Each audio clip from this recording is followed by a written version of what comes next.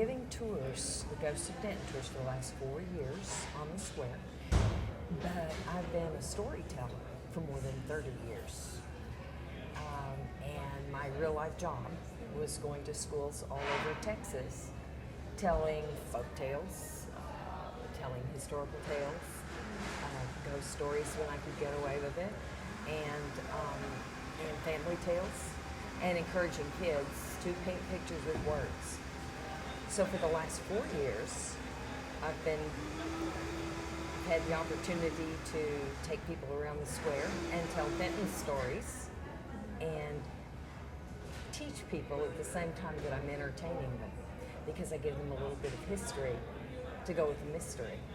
And so they learn about Denton without really knowing they're learning.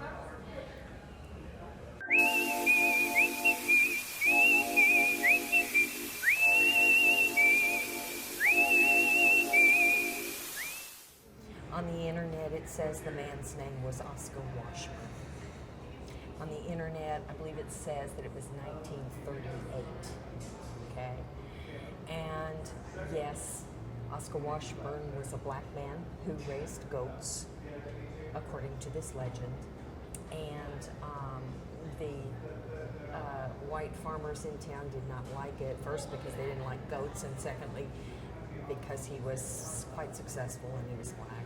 And the KKK did supposedly go after him, capture him, put a rope around his neck, throw him off the bridge, and when they looked down to see their handiwork, he was gone.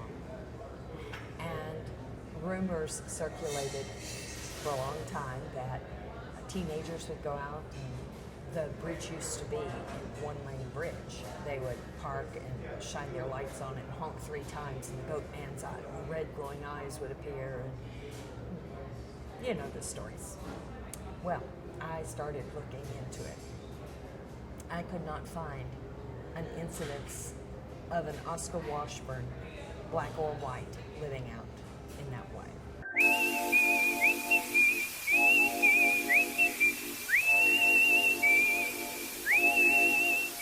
I'll tell you a quick story that a young man told me after taking my tour, and he asked me about goat mans, and I said, nah, the Oscar Washburn thing is not true. He said, well, here's the deal. And this was a young man who was going to police academy, and I believe every word he said.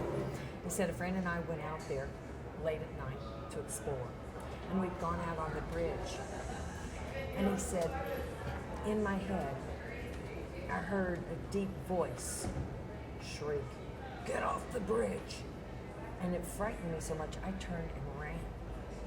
I looked back, and I saw my friend, who went straight up in the air and landed flat on his back.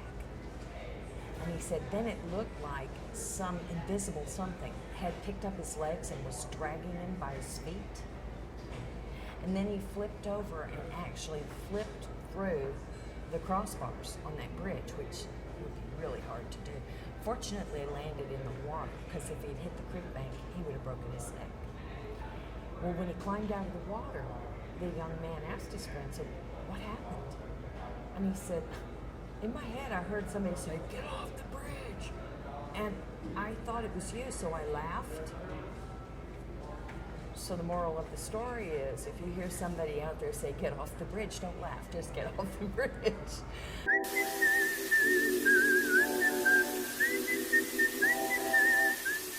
I'm always very skeptical about what happens. But on the tour, there is one place. I don't like to mention names of places except on the tour. But there is a place where I did feel like I was covered in cobwebs. And a paranormal investigator was with us that night. He said, I felt it too. You've just had a paranormal experience.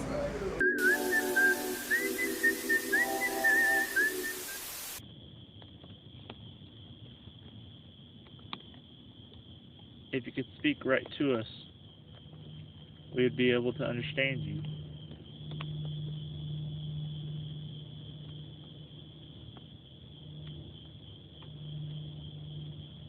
We're trying to contact you. Has anybody tried to contact you before?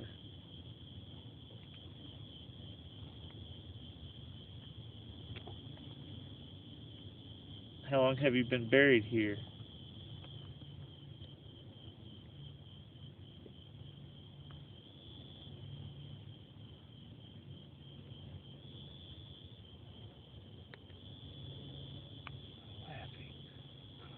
Creepy. That's creepy. Sounds like a witch. Is there any witches around this area?